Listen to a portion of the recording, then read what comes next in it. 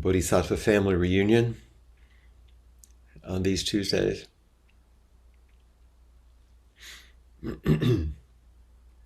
And as we always do, of course, we'll begin with a few minutes of sitting.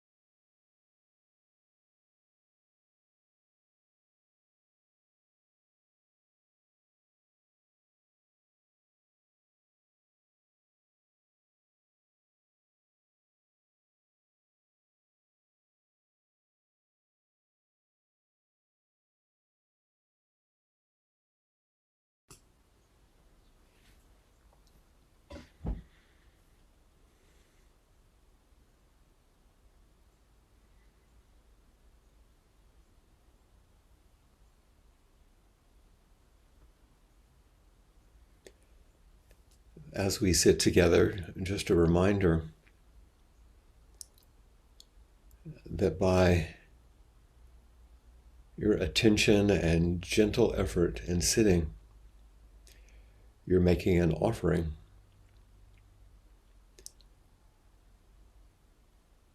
You're offering your presence, your body and your breath, certainly to yourself and to the life around you, but also all of these people with whom you're sitting. It's a generous offer. And because over 50 people, at least on the screen, are sitting with you, there are more in the world, our responsibility is to receive their offering, to know that our friends are sitting with us, for us, embracing us with their presence as we embrace them.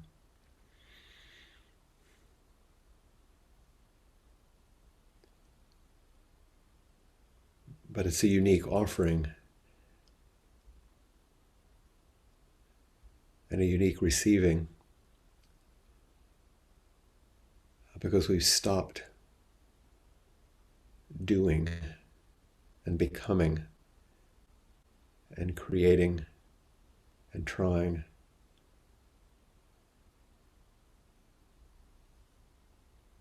So this offering and this receiving in simple kindness and presence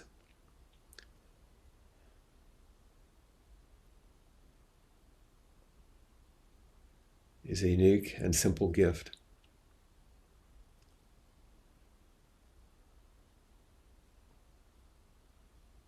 So those need to strive for anything, and yet you're asked to bring your attention and your effort fully to your sitting, to both offer and receive this grace-filled gift.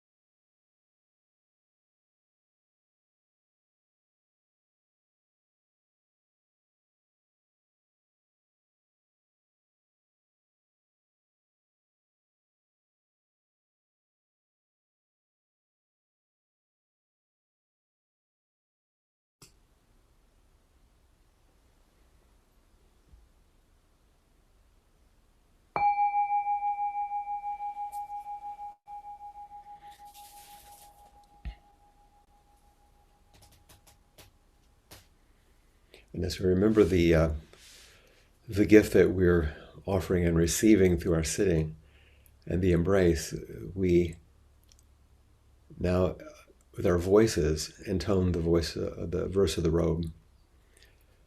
Vast is the robe of liberation, a formless field of benefaction. Wearing the universal teaching, I realize the one true nature, thus harmonizing all being. Vast is the robe of liberation, a formless field of benefaction.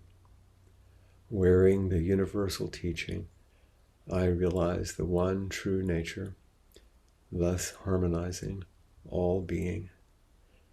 Vast is the robe of liberation, a formless field of benefaction. Wearing the universal teaching, I realize the one true nature, thus harmonizing all being.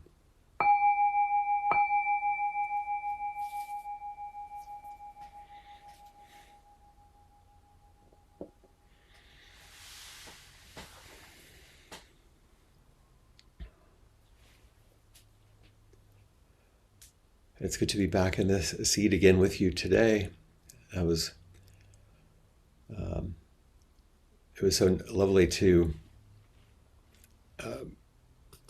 sit next to Lori in a way as she was with us last week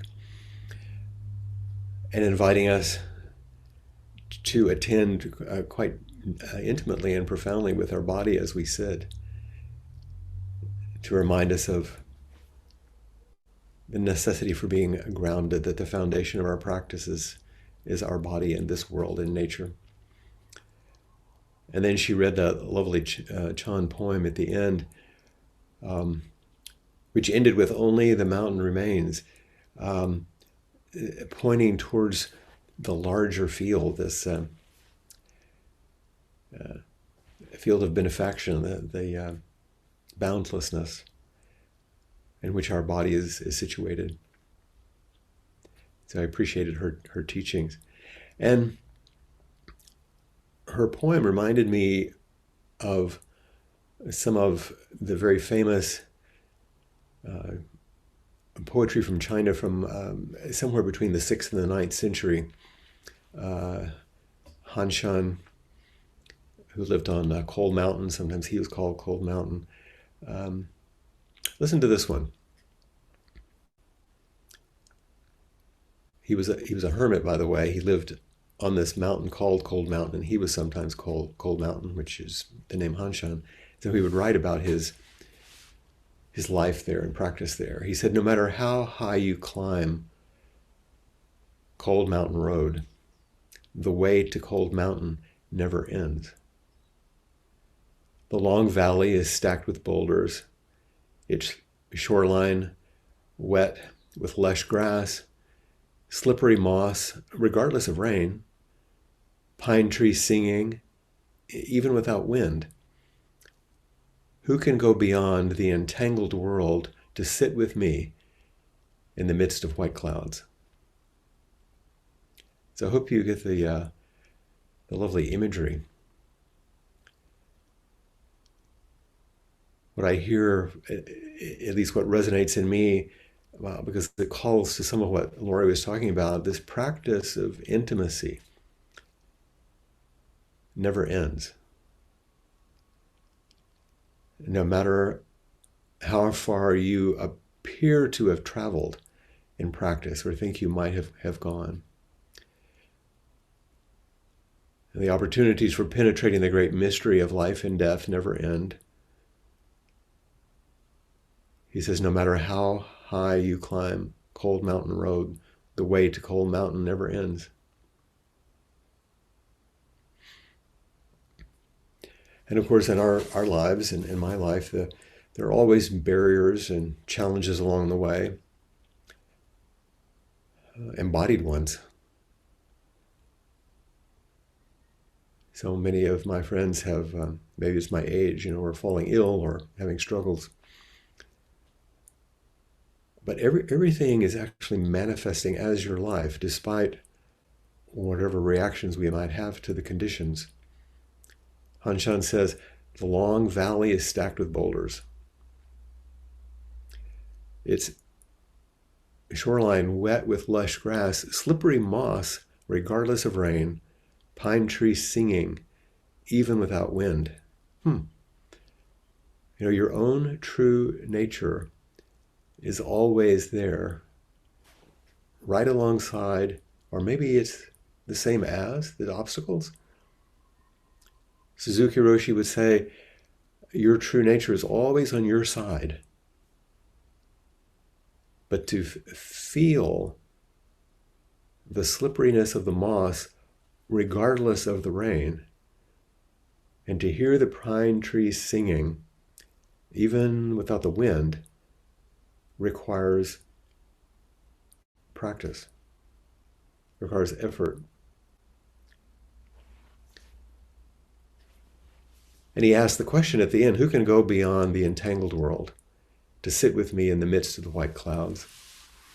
This is Hanshan's invitation. And this is why when you read his poetry, you're walking with him.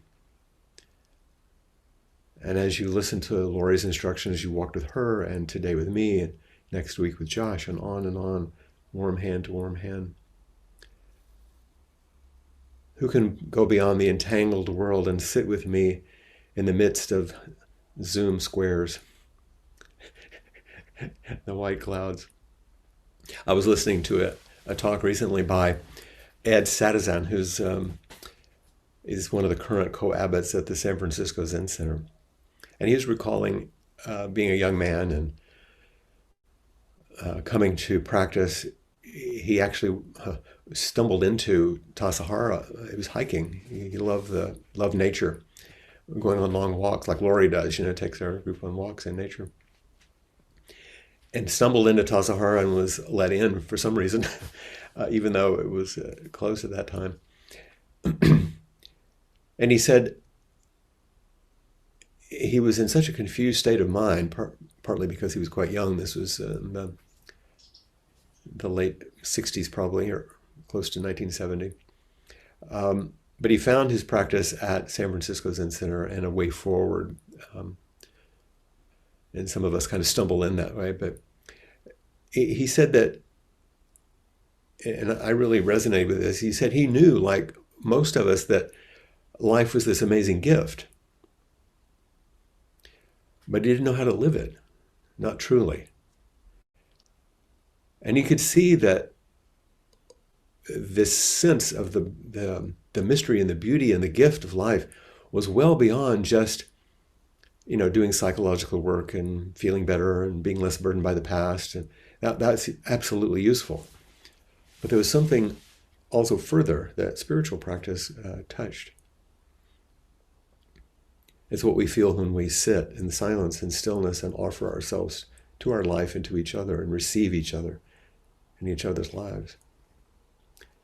Because there's so much mystery to life. Like the imagery in Hanshan's poetry from Coal Mountain. And to have some connection to that mystery is one of the ways to truly bring our life fully alive.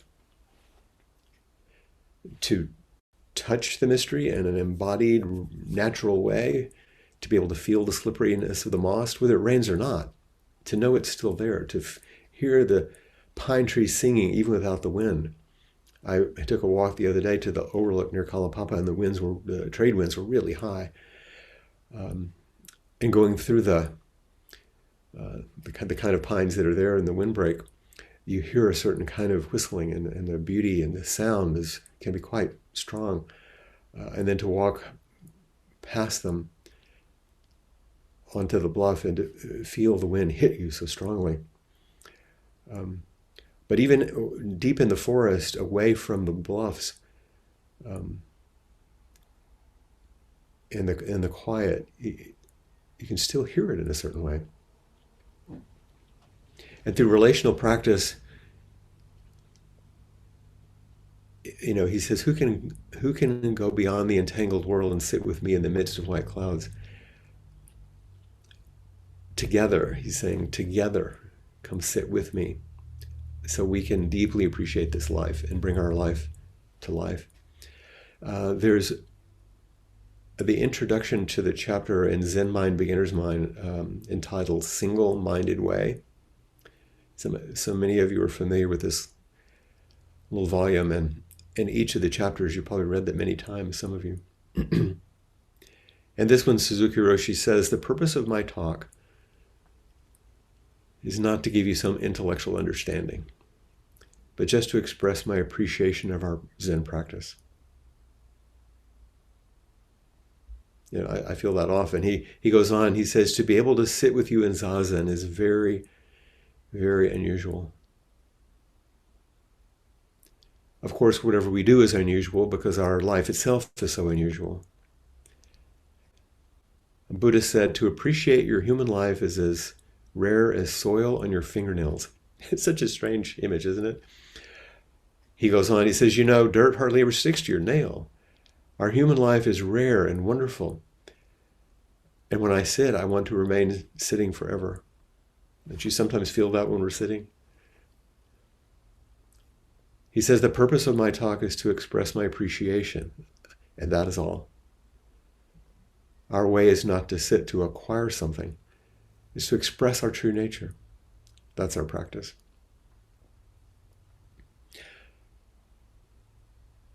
And that's why I was calling us this morning to sit and remembering that we're offering ourselves to this mystery and to each other and receiving it. And it's our responsibility in a way. And every form, whether it's sitting or bowing, walking together and walking meditation, or offering incense, these are all really just embodied practices to bring us into the present moment with our body, just as our body. And it's a way to express a profound gratitude for just that moment, rather than our usual intoxication with the entangled world. I was really struck in his talk at Sadasans, recalled a moment with Suzuki Roshi, which he does often, in which Suzuki Roshi said to his students, sometimes I think that you think your problems are more important than the fact that you are alive.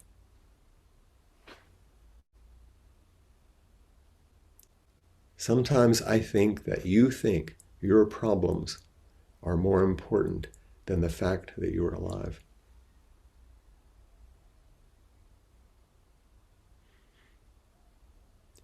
That really becomes a deep koan, doesn't it? Something to live with and to remember. And there's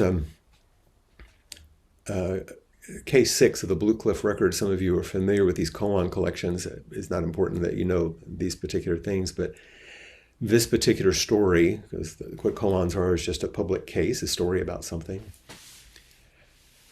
And this is from Yunmen, who's one of my favorites. I think he's also one of the favorites of Josh, who's going to be with us next week, if I remember correctly. And Yunmen was around the same time as some of the later Hanshan poems in the 9th century. And here's the little story. It's only a few lines. Yunmen was the teacher at this point, and he addressed the assembly, just like I'm doing. He addressed the students in front of him and said, I'm not asking you about the days before the 15th of the month, but what about after the 15th?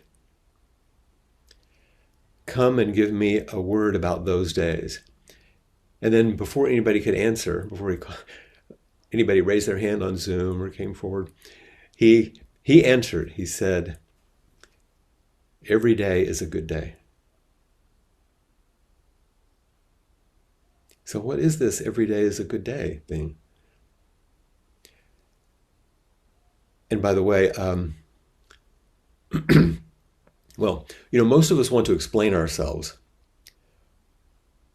within the context of what has been and what's happened to us. That's how we bond. We get together, we have coffee, we have a drink, we take a walk, and we say, oh, Lord, you should know about my family, or this is what happened at work, and we tell our stories and we bond over this history, these narratives.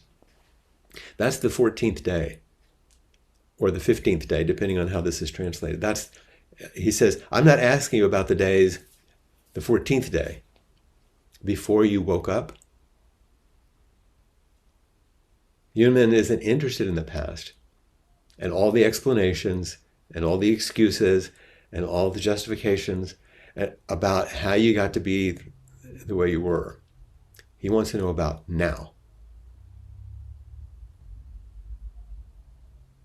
So what comes after? Now, this moment of fullness of awakening. So we often miss this moment as our reason for being. We're so lost to here and what is now. How are we going to bring ourselves into the present moment? This everyday practice of Zen, and these kind of koans, these stories open us up to the mysterious vastness of the everyday, the good day. the eternity in each moment. The feel of the moss without the rain, the sound of the pines without the wind. So this kind of story becomes a koan because it invites us to explore the normal duality that we live in of a good day and a bad day, of a good experience and a bad experience, of loss and gain, blame and fame, and ease and difficulty. All these do to explore that and the way we land on one or the other. Could a bad day also be a good day? You know, during the pandemic, we're faced with, my experience. Here I am at home, my lovely little home in Hawaii, looking out at the beautiful landscape, seeing the rainbows and the this and the that, but it's pretty good. I get to cook with Erin and we take care of things and we spend time together. And the actuality of COVID, not good. Very bad things happening, people dying. So is it a good time or a bad time?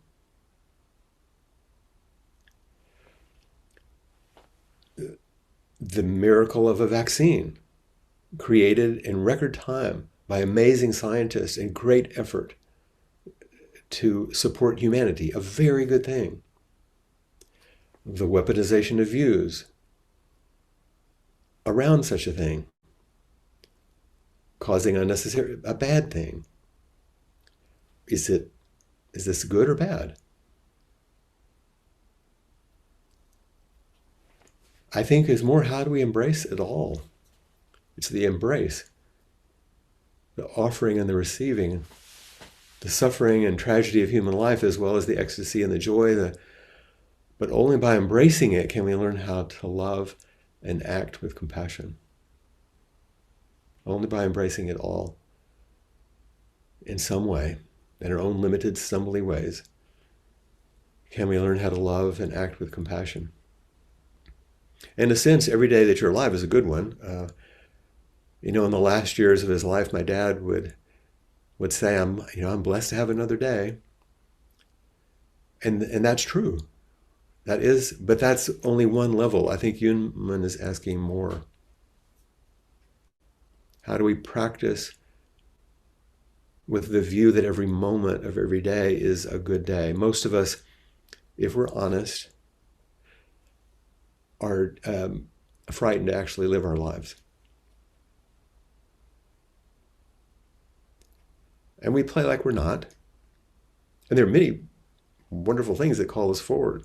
But at 3 o'clock in the morning when you wake up, and certain other times, it seeps in. And my experience continues to show me, at least through practice, that even though I may not always want to do it, facing the pain is the best way through to find the good day. And a good day or a bad day, we know somewhere deep inside that being satisfied or at peace doesn't come from attempting to transform every day from a bad day into a good day, to try to outrun suffering, to cope really well so we're guaranteed of a good life, and to do our affirmations and only think positively, and on and on and on. Even if the day goes pretty darn well, all things considered, there's this deeper, lingering feeling that haunts us. This isn't the whole story. Just because conditions go well. Because if we just try to cling to that light, it's a shaky, rickety structure if it doesn't include the reality of impermanence and death. And what is it that really satisfies us? Like this lingering feeling, a good bit of it has to do really with who travels with us. Because that reality is not going to change. Who travels with us along the way to Coal Mountain, the way of impermanence and non-attachment. Here's one last little one from Coal Mountain. He said, from where he's sitting, there's another mountain, and he says, I see Tian Tai Peak. I see that other mountain. solitary above the entire range. Whereas he can see the mind of awakening. He can see pines sway in the wind, bamboo stalks rustle, the moon appears, tides flow in and out. Scanning the green slopes below, I discuss the profound principle with the white clouds. Though the feeling of the wild is in the mountains and waters, truly, I long for a companion of the way. I can see the peak. I know where I'm going. I can see what freedom looks like. And in the meantime, nature is all around me. Life is full and abundant. It's all that it is, both above and below. And I discuss the profound principle. In other words, I live in it. I let myself be intimate with it. And the feeling in the wild, like Laurie talked about, is in the mountains, in the water. It's all here. And yet, I so long for a companion. I need someone with me, fully engaged in life, on the mountain but not caught by it, fully engaged in every moment of each day but not caught by it. If we're able to move to the next moment, the next event, free from the entanglements of what just happened, or maybe not quite so entangled. Each day is its own past and its own future, and it has its own value. Every day is a good day.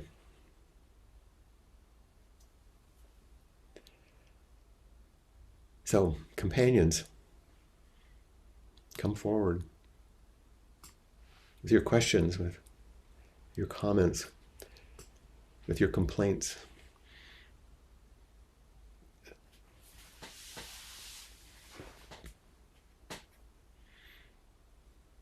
I require you just like you might feel like you require me at times. Or Okay, there you go. how's that? Um, so I just wanted to say that um, you just hit the nail on the head. I mean, that's precisely where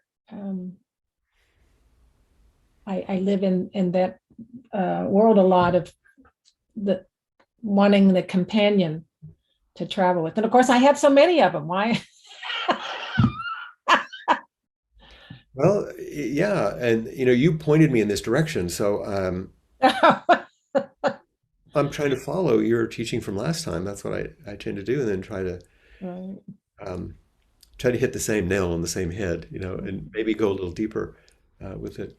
Yeah. So do you have a companion or do you not? Is it a good day or is it a bad day? Where you find yourself in the duality, which you yourself are knowing and laughing about, Mhm. of and the one who sees this and laughs about it is the larger space of holding it all. Of Mhm. course, there's uh, the anguish or the longing or the vulnerability around wishing you had a particular partner to spend your life with. Absolutely. Mhm. Uh, and you're awash in love and connection all around you at the same time. All of it's true. It's Mhm. not either or. Yeah. Yeah. I recognize that. I think, and occasionally I see that very clearly that this longing is, well, I mean, that's what it is. It's a longing. And But it's also the longing is wisdom and compassion showing itself. It's not mm, a problem unless you turn it into a narrative problem based on all your history. And this is the longing is it's like Rumi's Love Dogs poem. It's the calling out to the divine. It's the mhm. Ali's whine for you is the love. But that's precisely it, is not being aware at any particular moment of, all these people, Why we practice, yep. Yeah. I So, think it's one of the reasons, maybe among others, of course, that people come to inquiry is because so many people show up and you get to be with them. mhm. Yeah. We get to immerse ourselves and marinate in this goodness Mhm. Yeah. and everything that comes along, because everybody does bring their difficulties and their struggles and their pains. There's a term that I was just uh, learning about. I had never seen before, and it's I'm just pulling up the definition so I get it right.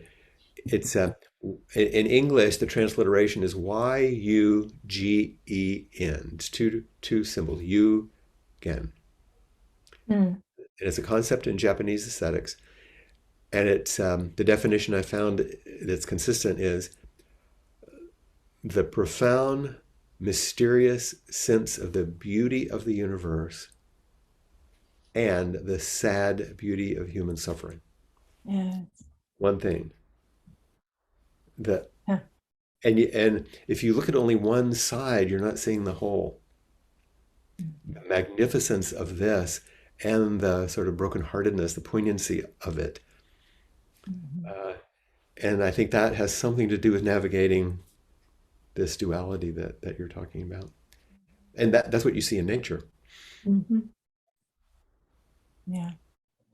Yeah, there was a thought I had and all that, but I think it escaped me. But um, anyway, this is I know what it was. When you first started, you were saying um, talking about being aware, being present too. And I realized that part of it I was thinking of offering it, and I wasn't thinking of receiving it. So Yep. there. That's why I mentioned both in Zazen, so that we offer ourselves to our sitting, but please receive the sitting and please receive the offering of everyone else. That sets up the flow. Yeah, yeah, and it's curious. Anyway, so Yeah, that's just an interesting thing from what you said. I'm glad you mentioned it. Thank you. Thank you. Bye bye. I think I see Darcy next. Is that right? Oh, don't do that. Don't do what? Oh, um, I Just wanted, teasing. I wanted to get out of here, but I all of a sudden, You'll be taking Jessica will take care of you. okay, I started to leave the meeting. I didn't want to do that.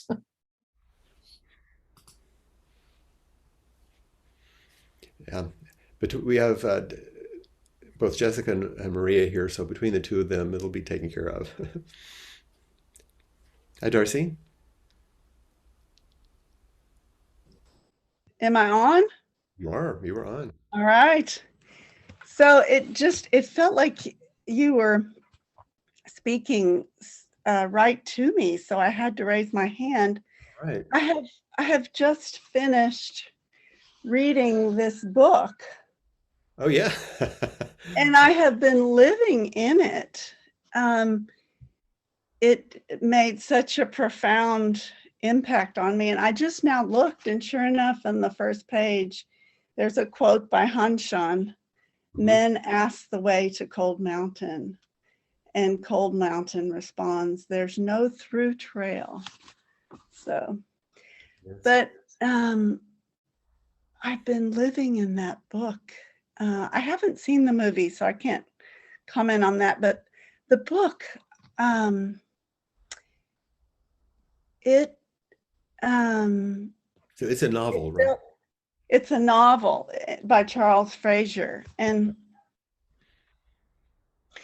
you know, it felt like my life in some ways. That there were descriptions of horrible things, tragedy, and then there were descriptions of nature and love, not only romance, but Hmm. between people and the writing was so rich that it's just been living in me for days. Well, this is your life, isn't it? And it's my life. Filled with tragedies, full of love. Yes. It just felt like such a rich teaching, and I've been carrying it in me. And yeah, I've been trying to reconcile this, you know, but it's like I'm carrying both, or I'm learning to. All of us are, I'm and you're learning to. learning to see and hold and remain intimate with what we often flee from. And practice is the turn back. That's what practice is turning back towards the reality of the life that we're afraid to live because it's immense. Yeah.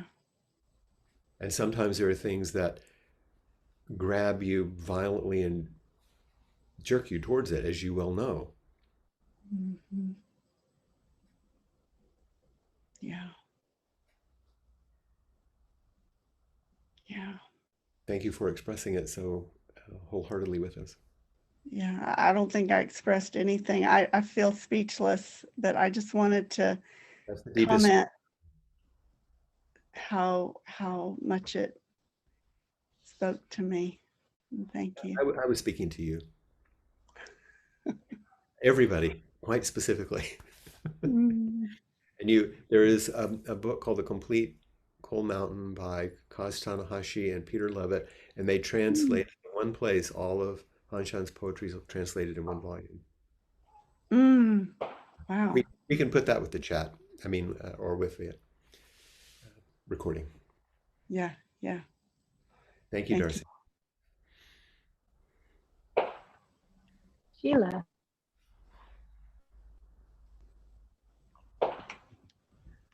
Hey, Sheila.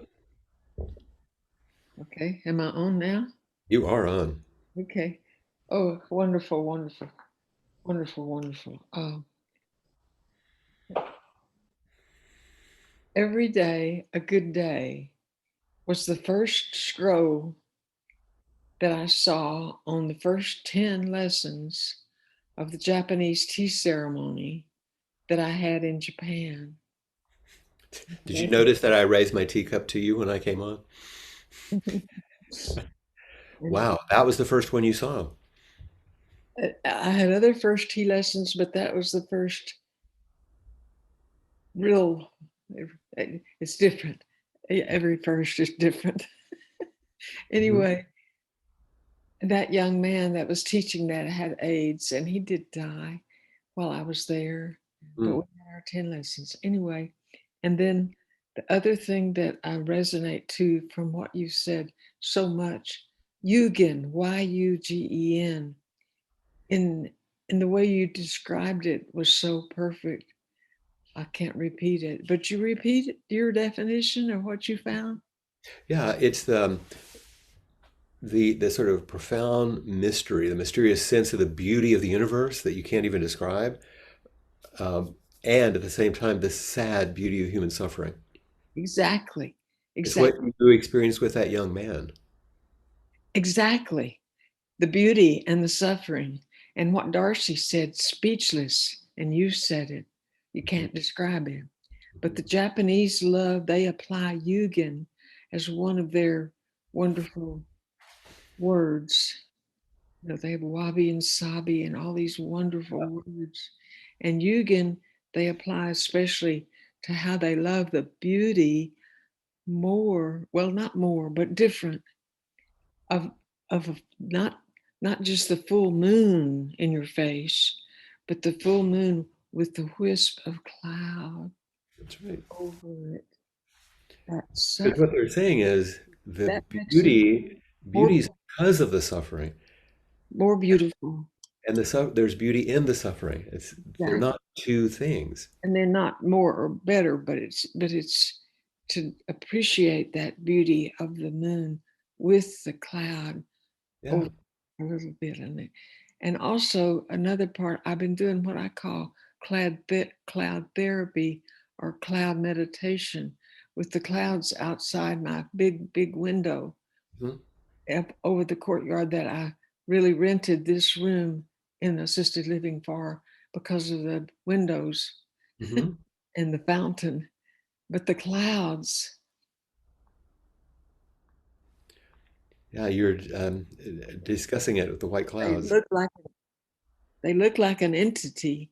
But as a physicist, chemist, I know they're little atoms and molecules and photons and energy waves that are not Just like us. there till we're there in the quantum sense. And so Hanshan is waiting and inviting. And the moss, the green moss in the boulders, slippery moss in the boulders, are on that long way and it never ends. And I'm looking, I wish, I mean, I long for a companion too, but I have such a companion in all that is. Thank you. What does, am I saying it right if I say there's another term, osakene? Osaki, before you go before me, you before me. That's right. So there's a story that you reminded me of. Is that one of my dear Dharma brothers who had AIDS was also with studying tea with Blanche, my teacher. And she said the last time she went to see him, knowing he would die, and he knew, she went into the room, and the first thing he said was, "Osake ne," saying, in a way, "I apologize for going before you." Isn't that amazing? Thank you, Sheila.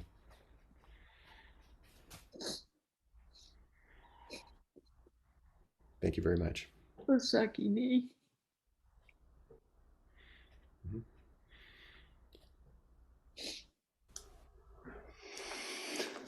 Oh, Eileen. Hi, Flint. As some folks may know, our community actually for some time has been moving forward, trying to align ourselves with anti-racism and all that that involves. And in the last several weeks, I have found myself, I appreciate you and Darcy speaking, I found myself grabbed so violently by life. I think I've been grabbed violently by life before, but I didn't pay any attention. And this time I am paying attention, and sometimes it's very hard not to just be totally in the violent grab. Or our reactions to the grab. Yes, and the reactions are so archaic and strong. I have a hard time separating myself from just feeling really bad, just really bad about what it is, what I am, and what I am in relation to it.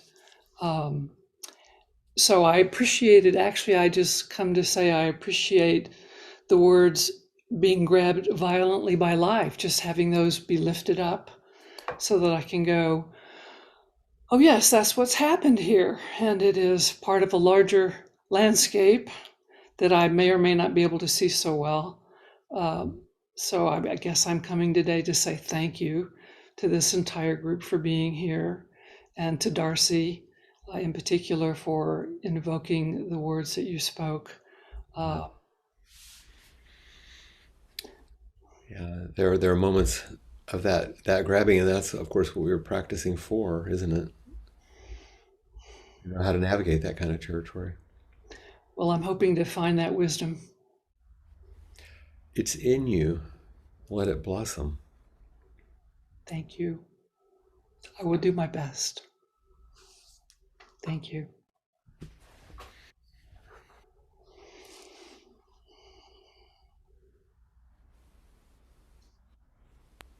Sorry, I'm having mute trouble. Joan will be next.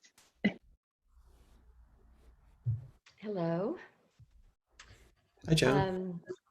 I was in a conversation with my precious daughter yesterday, and she is in her halfway through her 8th month of pregnancy, and it's a difficult pregnancy, and things that you wouldn't want to happen are happening. And she was talking to me about her fears and how impossible her life was going to be, and how she couldn't possibly do it when the baby came, in ways that were not rational.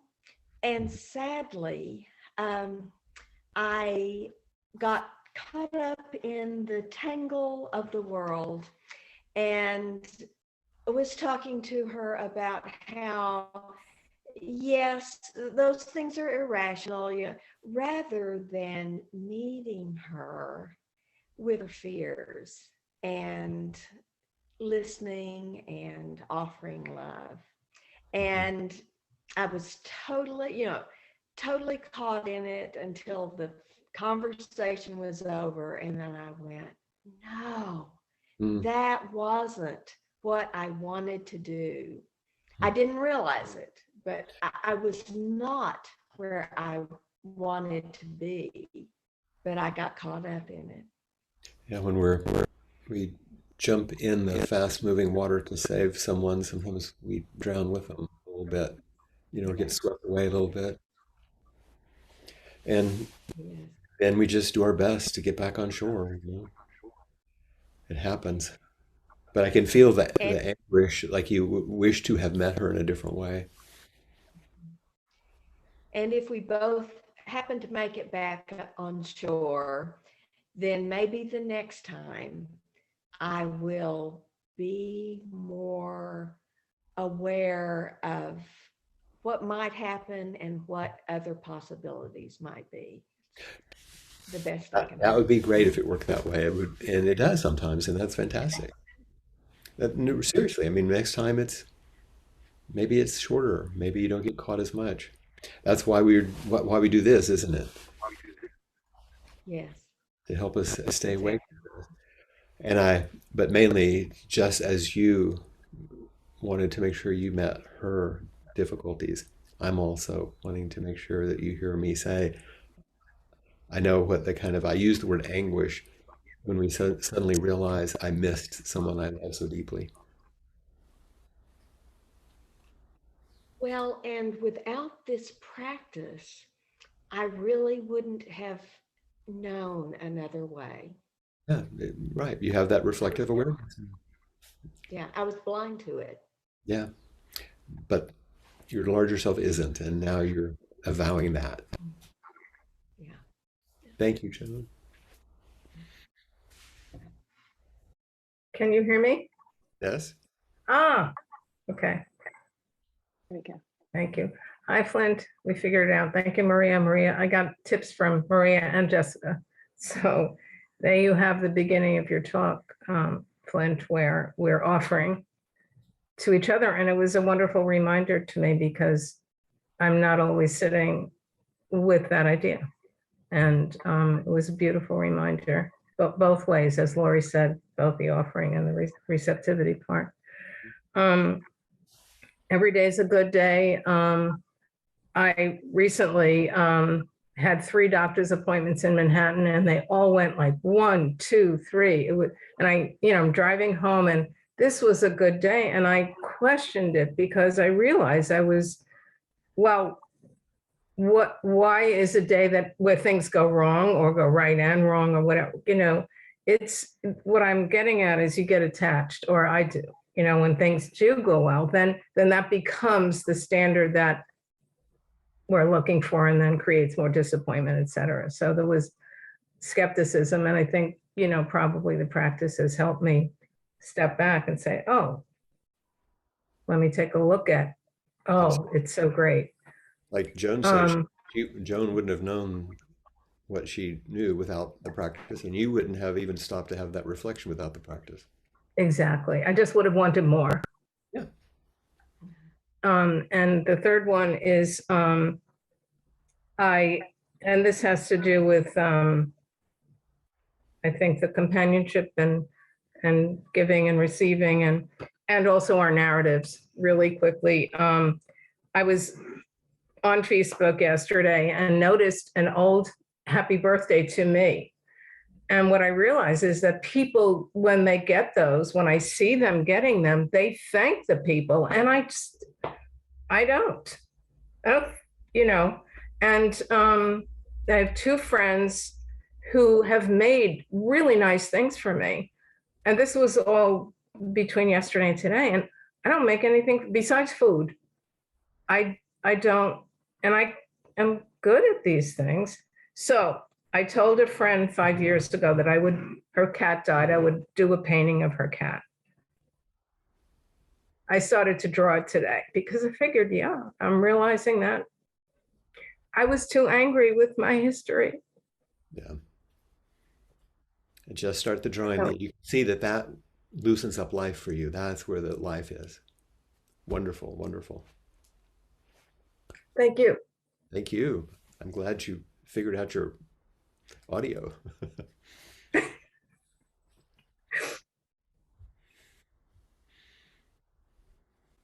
Last but not least, Trudy. Mhm.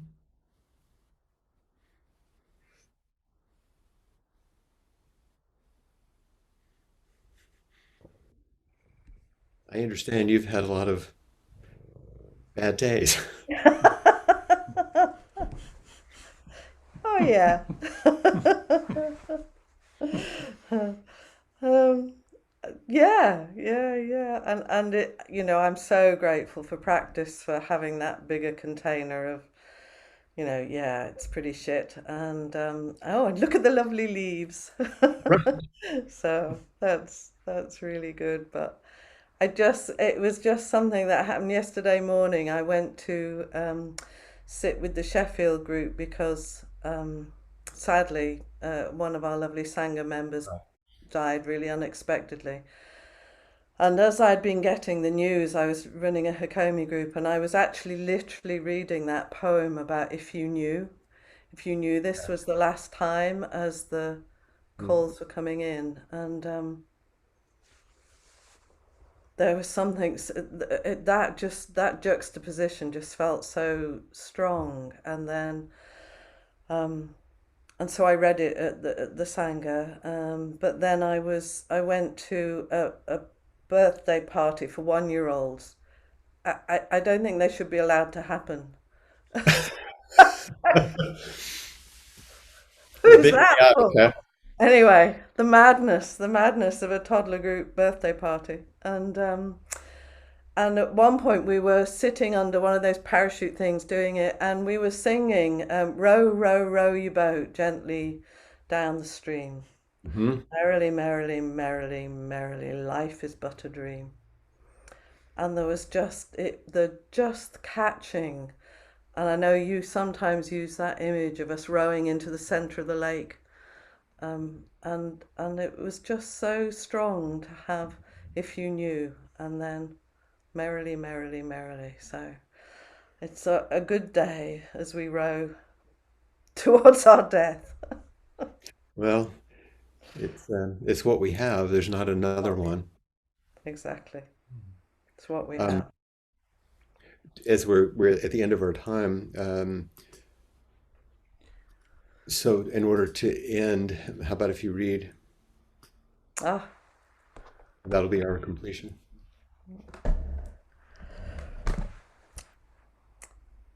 what if you knew? What if you knew you'd be the last to touch someone? If you were taking tickets, for example, at the theatre, tearing them, giving back the ragged stubs, you might take care to touch that palm, brush your fingertip along the lifeline's crease. When a man pulls his wheeled suitcase too slowly through the airport, when the car in front of me doesn't signal, when the clerk at the pharmacy won't say thank you, I don't remember they're going to die. I don't remember. A friend told me she'd been with her aunt. They'd just had lunch, and the waiter, a young gay man with plum black eyes, joked as he served the coffee, kissed her aunt's powdered cheek when they left. They walked half a block, and her aunt dropped dead on the sidewalk. How close does the dragon's spume have to come? How wide does the crack in heaven have to split? What would people look like? What would people look like if we could see them as they are, soaked in honey, stung and swollen, reckless, pinned against time?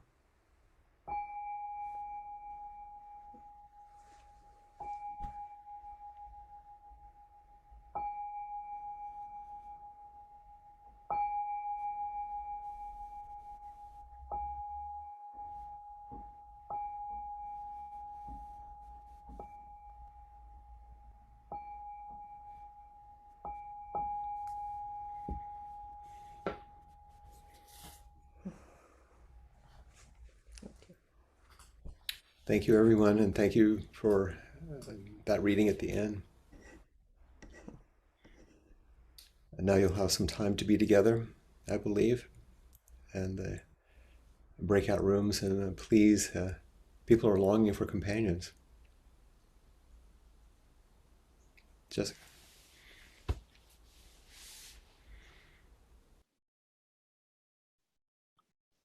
Appamada's programs and facilities are supported through your generosity, and your support makes such a huge difference. Thank you. There's a link for contributions on the website, and I'll place it in the chat as well. And you can contribute to programs and to teachers and to Appamada in general. So please do indicate what your contribution goes for. And thank you very much. I will now hand it over to Maria